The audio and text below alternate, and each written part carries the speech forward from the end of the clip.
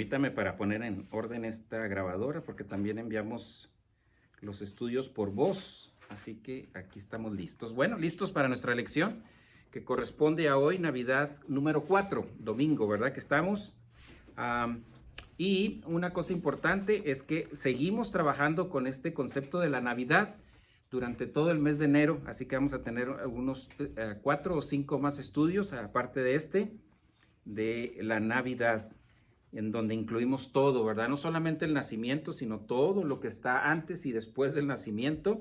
Y tratamos de con esta serie ver todo el evento del nacimiento del Salvador, del género humano, y todos los acontecimientos posteriores. Queremos que los conozcan, que sepan.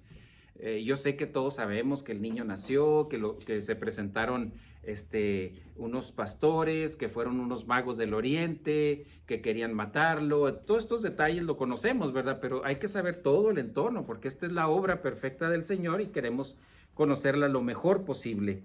Así que seguimos trabajando con estos conceptos. La semana pasada hablamos mucho de la omnipotencia de Dios Espíritu Santo al servicio de cada uno de nosotros desde la unión hipostática, es decir, desde el Señor Jesucristo. Vimos también cómo fue sostenido y la impecabilidad del Señor Jesucristo durante la encarnación. El día de hoy vamos a tener algunos otros subtemas como este, que es la humanidad de nuestro Señor a la diestra de Dios Padre. Hemos hablado del nacimiento, hemos hablado de la unión hipostática, que es la unión de dos naturalezas durante 33 años. Vimos también algo relacionado con su muerte en la cruz. Y en este momento vamos a hablar un poquito lo que dice Hebreos capítulo 7. Hebreos capítulo 7, versículo 26. Hebreos 7, 26. Dice así: porque convenía que tuviéramos tal sumo sacerdote, refiriéndose al Señor Jesucristo, santo, inocente, inmaculado, apartado de los pecadores y exaltado más allá de los cielos. Aquí está hablando de la humanidad del Señor Jesucristo. Recuerde que cuando hablamos del Señor Jesucristo en la unión hipostática, siempre hay que recordar que Él no dejó de ser Dios, pero fue 100% hombre. Y esa humanidad tenía estas características que son las que estamos viendo, entre ellas su humanidad santo, impecable, puro. Y cuando hablamos de impecabilidad, estamos basando esto en que la deidad de Cristo, acuérdense, recordando, 100% Dios, 100% hombre.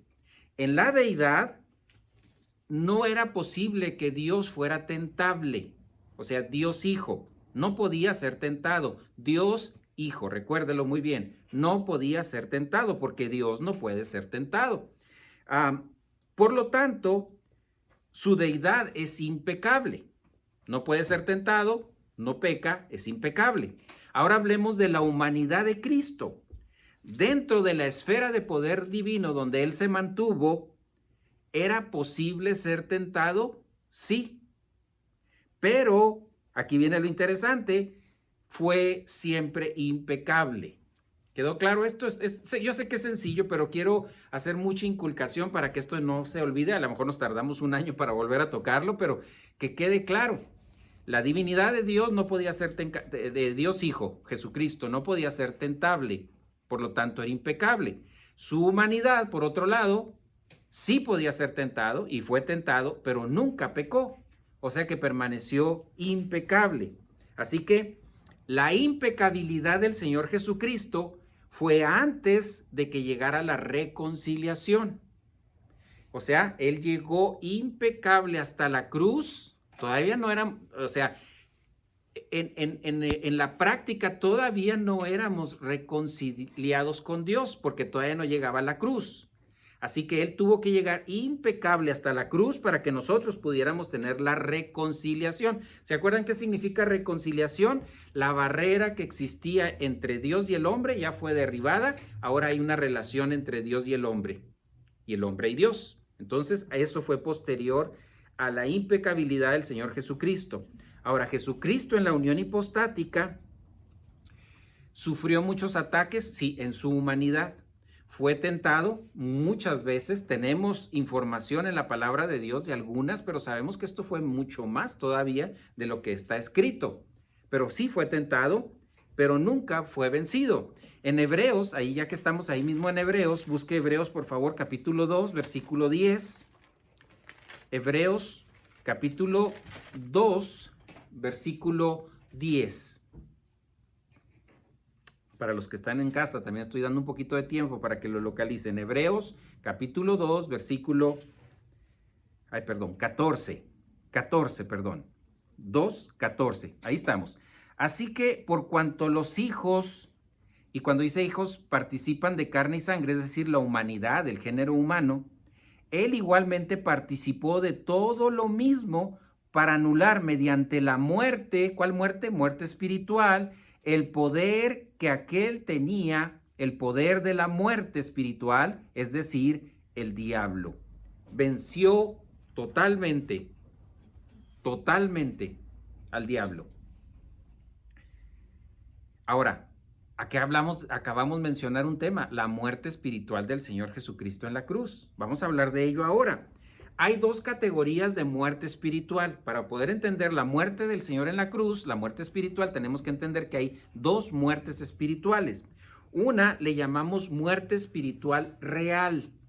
¿Qué significa esto? La separación de Dios por el pecado hacia nosotros, eso es muerte espiritual. Es decir, nosotros nacemos muertos espiritualmente. Cuando nació ese bebé, que decimos, qué bonito bebé, qué bonita bebé, está muerta espiritualmente.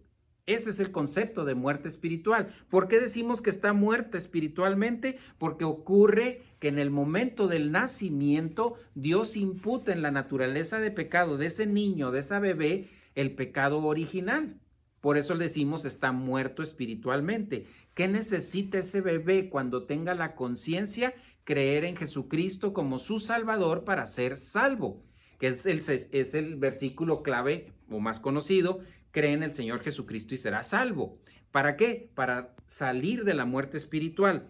Tenemos otra muerte espiritual y esta se le llama sustitucionaria y esto viene a ser la muerte del Señor Jesucristo en la cruz, es decir, la separación de Dios en un evento en el cual Él seguía siendo perfecto e impecable.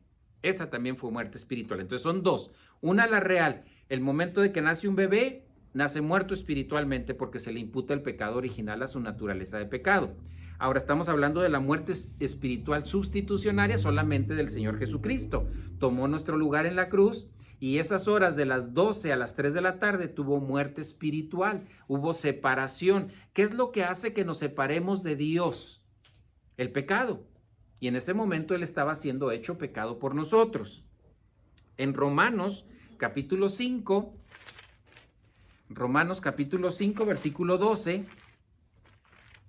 dice así, Romanos capítulo 5, versículo 12, dice, por tanto, tal como el pecado entró en el mundo, naturaleza de pecado, todos entramos al mundo con naturaleza de pecado, excepción el Señor Jesucristo, por un hombre, por Adán, la muerte espiritual de Adán, y la muerte por el pecado. Así también la muerte se extendió a todos los hombres porque todos pecamos. ¿En quién? En Adán. Es la herencia. Alguien podría decir, qué injusto. No, pues no es injusticia, es la posibilidad de ser salvos. ¿Y qué significa salvos? Libres de condenación. Entonces, Adán murió espiritualmente. Aquí este es un punto muy importante porque al recordar que él murió espiritualmente porque pecó conscientemente, esto es muy importante. Eva pecó porque fue seducida por Satanás, ¿verdad? Fue engañada por Satanás. Adán conscientemente pecó. Por eso el hombre es el que transmite la naturaleza de pecado. Por eso vimos en las lecciones primeras que Eva no tuvo contacto sexual para que el Señor Jesucristo no tuviera naturaleza de pecado. Por eso el Señor nació sin naturaleza de pecado. Ahora, en la muerte espiritual de Adán, él siendo tricótomo, ¿qué significa tricótomo? ¿Se acuerdan? Cuerpo, alma y espíritu, él así nació, así fue creado, igual Eva. En el momento de la muerte espiritual, ¿qué sucede? Se convierte en dicótomo, nada más alma y cuerpo, nada más. El espíritu, ¿qué pasó? Murió espiritualmente. Entonces, la muerte espiritual significa que perdemos el espíritu humano, el cual nos permite tener relación con Dios. Por eso es tan importante que tengamos un espíritu humano en el momento de nacer de nuevo para poder tener contacto con Dios, porque si no, entonces no vamos a entender lo espiritual. Dice muy claramente la palabra de Dios que los que están muertos espiritualmente, ya sea temporal, porque están fuera de comunión o porque no han creído en Jesucristo como su Salvador, no entienden las cosas espirituales. ¿Por qué? Porque se requiere tener un espíritu humano como todo el miembro de la familia real. Y eso es importantísimo en la vida del cristiano. El origen de la naturaleza de pecado es desde el nacimiento. Es un estado, yo voy a usar una palabra y se oye muy fuerte, pero así es, así fuimos todos antes de creer en Jesucristo, en un estado de depravación total. Esa era nuestra condición. Cuando digo depravación, puede malinterpretarse en aspectos sexuales. No, se refiere a todo. Depravación es en todos los aspectos. No tenemos no somos íntegros, no tenemos una buena conciencia, etcétera. Y esa es la posición en la naturaleza de pecado. Ahora, nosotros cuando ya tenemos a Jesucristo en nuestro corazón, sigue la naturaleza de pecado hasta que nos muramos físicamente. Así que esa naturaleza de pecado siempre va a estar tocando la puerta para que le abramos. Y si le abrimos la puerta, cuidado, porque vamos a estar fuera de la llenura del Espíritu Santo, sin recursos sobrenaturales y vamos a ser muy frágiles ante esas situaciones. Ahora, siempre decimos, o la mayoría, que somos maltratados, golpeados, tentados por Satanás. Recuerde que Satanás no es omnipresente. Él anda ahorita en otras organizaciones más importantes para él. Ya hemos dicho qué es lo que le interesa a Satanás. ¿Cuáles los dos puntos más importantes en los que se enfoca Satanás? Uno, que no vengamos a conocer a Jesucristo como Salvador. Número dos, que el cristiano no crezca espiritualmente. Así que no le demos a Satanás más de lo que él realmente hace, ¿verdad? Nosotros somos los que pecamos por nuestra propia naturaleza de pecado.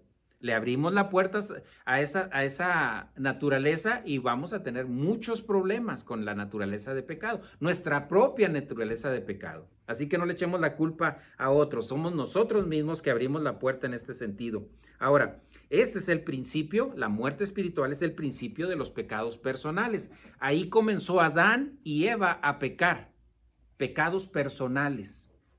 ¿Por qué murió el Señor Jesucristo en la cruz? Por todos los pecados personales, no por la maldad, pecados personales.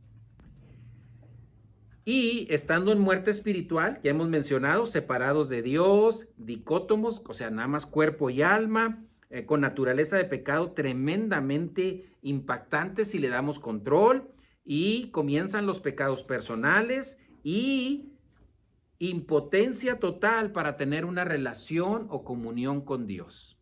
Es imposible tener relación con Dios, primero, si no somos miembros de la familia real, y segundo, si estamos fuera de comunión. Es imposible. Usted podrá orar, usted podrá cantar, ir a la iglesia, ofrendar, decir gloria a Dios, todo lo que usted quiera decir, pero fuera de comunión estamos haciendo las cosas vacías. Dice la palabra de Dios que son obras muertas, que no tienen impacto en lo absoluto. Eso es maldad. Romanos capítulo 5, versículo 8 ahora, poquito más adelante. Dice ahí, pero Dios muestra, no demuestra, muestra su amor. ¿Qué tipo de amor? Impersonal para con nosotros. En que siendo pecadores, o sea, condenados, Cristo murió por nosotros. Cristo murió por nosotros como sustituto, o sea, tomó mi lugar. Y en estas fechas navideñas deberíamos hacer mucho énfasis en esto. Si es importante el nacimiento, claro que sí. la situación, la forma, todo sobrenatural. Pero ¿para qué vino? Para tomar nuestro lugar. Dice aquí este versículo, para tomar nuestro lugar, para ser nuestro sustituto. La experiencia más dolorosa del Señor Jesucristo fue la muerte espiritual. Claro que físicamente sufrió muchísimo, imagínense. Todas estas películas que hemos visto, muy tremenda, bien hechas, muchas de ellas hablan mucho del sufrimiento físico. Claro que sí, hubo mucho sufrimiento físico, tremendo. Yo creo ni siquiera las películas llegan a una parte completa de poder compartir con nosotros lo que sucedió. Pero la muerte espiritual es algo sobrenatural que solamente pudo soportar. ¿Por qué? Porque estaba bajo la llenura del Espíritu Santo, con mucha doctrina en su alma. Eso es lo que le permitió mantenerse en esa posición. Valga la comparación, nunca parecido. Escuchaba el otro día de un misionero en estos estados musulmanes, en países musulmanes, en donde él, siendo musulmán, era un evangelista, llevaba el evangelio, y lo secuestraron y le dijeron que tenía que renegar de lo que estaba diciendo públicamente, si no iban a matar a su familia y posteriormente a él. ¿Cómo pudo soportar esta persona esto sin quebrarse espiritualmente? Digo, no estoy comparando con el Señor Jesucristo, solamente les doy un ejemplo de lo que puede hacer el Espíritu Santo en la vida del cristiano. ¿Cómo pudo él decir no lo voy a hacer? Vamos a matar a tu familia. En esta posición me mantengo. ¡Wow! ¿Qué haríamos nosotros, verdad? ¿Por qué pudo hacerlo? Era muy cristiano, muy fuerte. No, era un cristiano con recursos sobrenaturales, como usted y yo lo podemos ser, como lo fue el Señor Jesucristo para poder ir a la cruz. Algo nada comparado con esto que le estoy dando como ejemplo. Nada más para mencionarles, nunca renegó y no mataron a su familia. Solamente para cerrar el punto ahí, ¿verdad? Impresionante esto. Solamente con recursos divinos podemos funcionar como Dios quiere. Por eso debemos de utilizar la palabra de Dios, la doctrina bíblica, la palabra de verdad, para distinguir entre la muerte espiritual de Adán y la muerte sustitucionaria del Señor Jesucristo. ¿Se fijan cómo son dos muertes diferentes? Es muerte espiritual, pero la de Adán fue porque pecó y cayó en esa posición. La del Señor Jesucristo fue porque estuvo como sustituto por nosotros. Eso es gran diferencia. Muerte espiritual, pero una diferencia tremenda, las circunstancias que estamos mencionando. Así que nosotros, para hablar de nosotros, estamos relacionados con la muerte espiritual de Adán, en el nacimiento físico. Es decir, cuando nacemos de nuevo, nacemos muertos espiritualmente. ¿Cómo podemos tener nuevamente un espíritu humano? Creyendo en Jesucristo como nuestro único y suficiente Salvador. A eso le llamamos el nuevo nacimiento, un nuevo nacimiento. Nuevas criaturas son, las cosas viejas pasaron, y aquí todas son hechas nuevas. Así que el nuevo nacimiento, ese sí está relacionado con la muerte sustitucionaria del Señor Jesucristo en la cruz. Ahora, el pecado original, el pecado de Adán y Eva, ¿trajo muerte espiritual a la raza humana? Sí. La muerte espiritual sustitucionaria del Señor Jesucristo trajo vida eterna al género humano. Aquí vemos las dos partes de esta situación. Hay una preposición en el griego que es la palabra huper, que se traduce por nosotros. Pero quiero hacer énfasis en esto porque esta palabra nos indica que hubo alguien que hizo algo por alguien más. O sea, una persona que hizo algo por alguien. Por eso le ponemos por nosotros. Aquí en Romanos 5:8 dice, mas Dios muestra su amor para con nosotros. O sea, lo que Él hizo fue por nosotros. Nosotros deberíamos de haber sido juzgados por nuestros pecados. Ese era nuestro lugar, ser juzgado por nuestros pecados. Pero Cristo murió en nuestro lugar, en lugar de nosotros, en lugar de todo el género humano. Por eso tenemos la posibilidad entre comillas, que alguien podría decir esto, fácil, solo creyendo en Jesucristo como nuestro Salvador, pero nada es fácil, y mucho menos tener esa posibilidad nosotros. Jesucristo hizo lo máximo en la cruz. ¿Qué no hará ahora por nosotros que somos sus hijos? Miren, murió en la cruz cuando nosotros éramos sus enemigos. Nos amaba impersonalmente, pero éramos sus enemigos, estábamos muertos espiritualmente. Y fíjese lo que hizo, morir por nosotros en la cruz. Ahora que somos sus hijos, ¿qué no va a hacer por nosotros?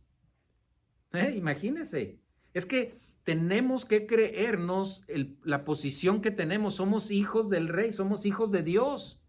Esa es nuestra posición.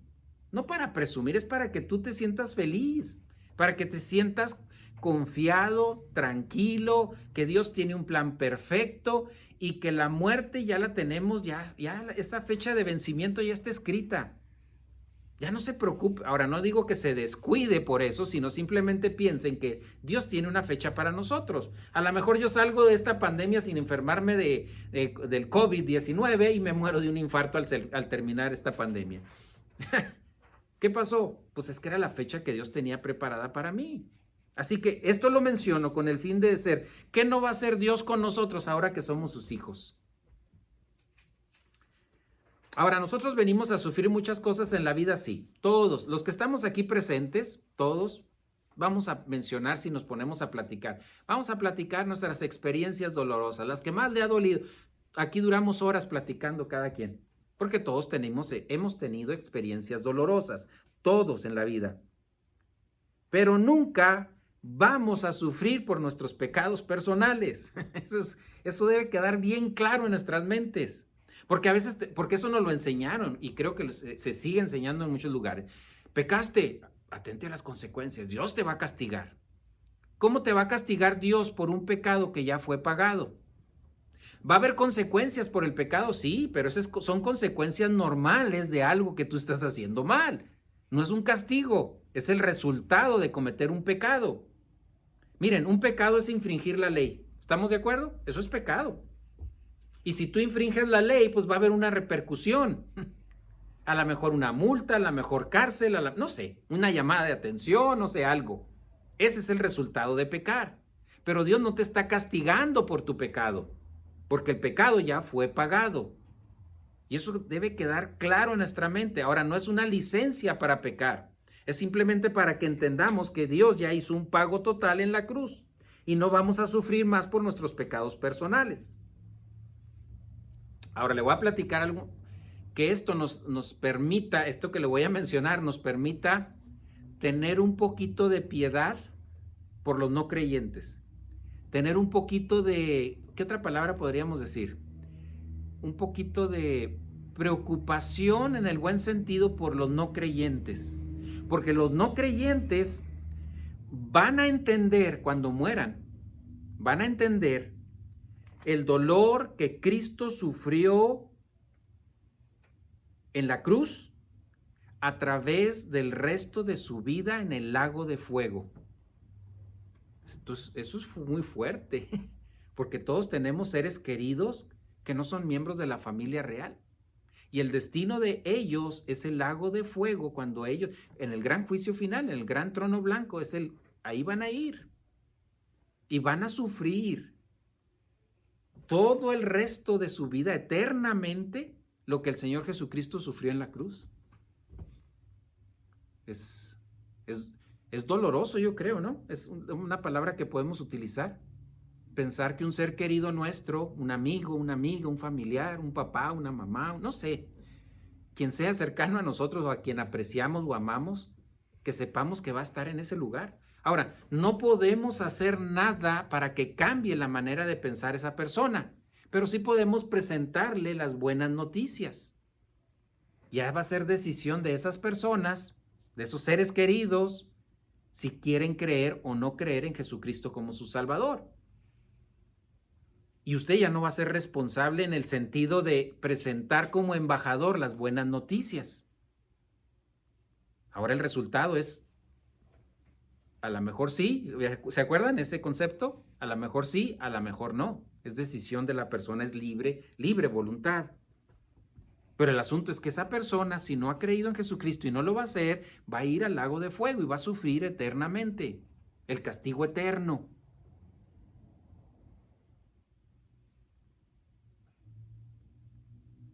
Es fuerte esto, ¿verdad? Pero la fuente del poder, del amor impersonal, es la omnipotencia de Dios Espíritu Santo. Es la única manera en la cual nosotros podemos amar a alguien impersonalmente. Porque mire, esas personas que están en nuestro entorno van a cometer muchas cosas malas contra nosotros, aun cuando dicen querernos. ¿Sí? Va a cometer errores. Imagínese a alguien que ni siquiera es cercano a usted, más errores va a cometer contra nosotros. Y para poder amarles impersonalmente, necesitamos la omnipotencia de Dios Espíritu Santo. Jesucristo lo demostró, este amor impersonal, que permaneció en la cruz, cuando Él podía haber bajado de esa cruz sobrenaturalmente. Y permaneció ahí, ¿por qué? Por amor impersonal al género humano. Por eso permaneció en la cruz.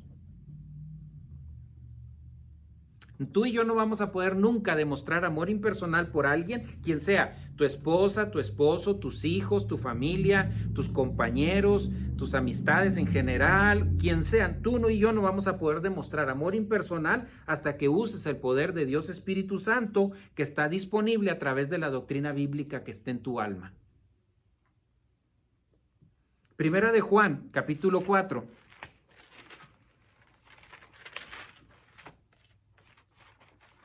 Primera de Juan, capítulo 4, versículo 10. Dice así, Primera de Juan, capítulo 4, versículo 10. En esto consiste el amor, no en que nosotros hayamos amado a Dios, sino que Él nos amó a nosotros y envió a su Hijo como propiciación, expiación por nuestros pecados. Ese es amor impersonal. Y luego busque ahí atrásito en Pedro, en Primera de Pedro, capítulo 3, versículo 18, Primera de Pedro 3, 18, dice, porque también Cristo murió por los pecados. Y ahí dice una palabra clave, una sola vez, nada más, una sola vez. El recto por los no rectos, para llevarnos a Dios muerto en la carne, pero vivificado en el espíritu. Se va a morir nuestro cuerpo, este cuerpo humano, esta carne, estas arterias, venas, músculos, articulaciones, huesos, se van a ir ahí a hacer abono para las gladiolas o para el jardín que esté arriba de donde lo vayan a usted o a mí a sepultar. Pero un cuerpo glorificado, nuestro espíritu, nuestra alma y un cuerpo transformado, sí se van a ir al tercer cielo. Eso es lo que dice este versículo. Así de claro. Él murió una sola vez. Punto. Ya, todos los pecados ya fueron pagados. Desde el primero hasta el último que termine de pecar. Ya pagados todos. Fue hecho pecado. El recto, Él, porque Él fue recto hasta el último momento en que estuvo ahí en la cruz para la muerte espiritual y luego muerte física. Ahora, fíjese qué interesante esto.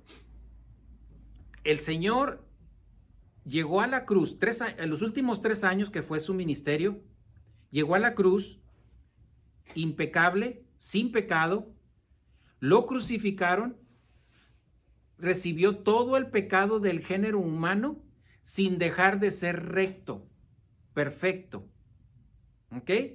Pero muerto espiritualmente por el pecado. Y luego ya podemos entonces después de esto ver la resurrección del Señor Jesucristo. Muerte espiritual, siempre tengamos en mente, es separación de Dios. ¿Ok? Cuando hablamos de muerte espiritual, ya sea temporal o permanente, estamos hablando de estar separados de Dios. Y vamos a estar en un estado de depravación. Por eso muchos cristianos que estamos fuera de comunión nos comportamos peor, hasta peor que muchos no cristianos. Porque estamos fuera de comunión y sin usar doctrina. La muerte espiritual de Cristo fue una separación de Dios de un estado total en perfección y permaneció en esa misma forma. Así que nuestra muerte espiritual dura desde la cuna que nacemos hasta el momento en que nos enfrentamos en decir, creo en Jesucristo como mi Salvador. O sea, durante todos esos años estamos muertos espiritualmente. Algunos mencionan, yo creí en Jesucristo hasta casi morir a los 80 años. Pues, imagínense, muerto espiritual durante 80 años. Otros tuvimos la oportunidad, bueno, el libre albedrío de decidir, porque no es la oportunidad, todos tenemos la oportunidad, pero hay quien decide sí y no, ¿verdad? Mucho antes, pero muertos espiritualmente hasta creer en Jesucristo como nuestro Salvador. Y finalizo mencionando 2 razones por las cuales Cristo permaneció en esa posición de rectitud, recto hasta el último momento, perfección. Número 1, permanece en la esfera divina, es decir, sostenido por Dios Espíritu Santo. Él se mantuvo en la llenura del Espíritu Santo y eso le permitió llegar recto hasta el último momento en la cruz. Número 2, utilizó los solucionadores de problemas del adulto espiritual. 3 muy importantes dentro de los solucionadores. ¿Se acuerdan de los solucionadores? Voy a bajar esto aquí. Solucionadores de problemas, todos estos. Y dentro de esos hay 3 muy importantes en la madurez espiritual. Número 1, amor personal por Dios. Todos decimos que amamos a Dios. Si usted le pregunta a alguien en la calle, siempre va a decir, yo sí amo a Dios, claro que sí. Pero la verdad es que para amar a Dios tienes que conocerlo y no todos lo conocen. Entonces, amor personal por Dios, que te puede llegar al siguiente nivel, que es amor impersonal por el género humano. Y que te puede llegar a ese nivel de máxima felicidad, no importando nada las circunstancias. Ahí se encontraba Dios, Jesucristo, hombre, en esta posición. Amor personal por Dios, amor impersonal por el género humano y máxima felicidad. Así estaba Dios, ahí en la cruz, crucificado. Y usted puede preguntarse, ¿cómo es posible que Jesucristo, hombre, golpeado, maltratado, desangrado, todo, y luego todavía en la cruz clavado y luego todavía cargando los pecados del género humano y hablamos de felicidad, pues es lo mismo que nosotros podemos experimentar a nuestro nivel humano, lógicamente, con una naturaleza de pecado, ser felices no importando las circunstancias. Y nos ha tocado ver, a mi esposa y a mí nos ha tocado varias veces ver personas que van a morir y están más tranquilas que uno que se va a quedar vivo. ¿Por qué? El Espíritu Santo en la vida de las personas, la palabra de Dios en las personas. Estamos vivos para venir a experimentar quiénes somos para Dios, para venir a hacer algo que no éramos. Y lo somos solitito y nada más por la gracia de Dios. No estamos vivos para cumplir nuestros deseos.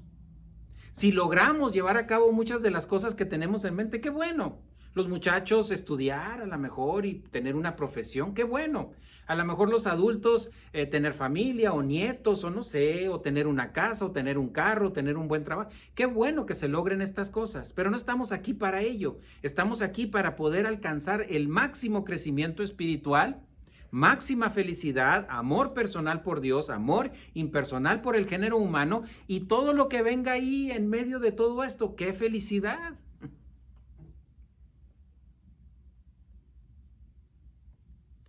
Una de las cosas que debe recordar usted y los que nos escuchan en casa es que debemos de crecer hasta el último momento de vida. Hasta el último momento. Y no sé cómo lo hace Dios, pero al que es positivo le permite, aún con enfermedades serias, seguir creciendo o desarrollar el crecimiento que ya tuvo. Siempre les he platicado la historia del coronel R.B. Tim, un tremendo pastor maestro ya muerto, fue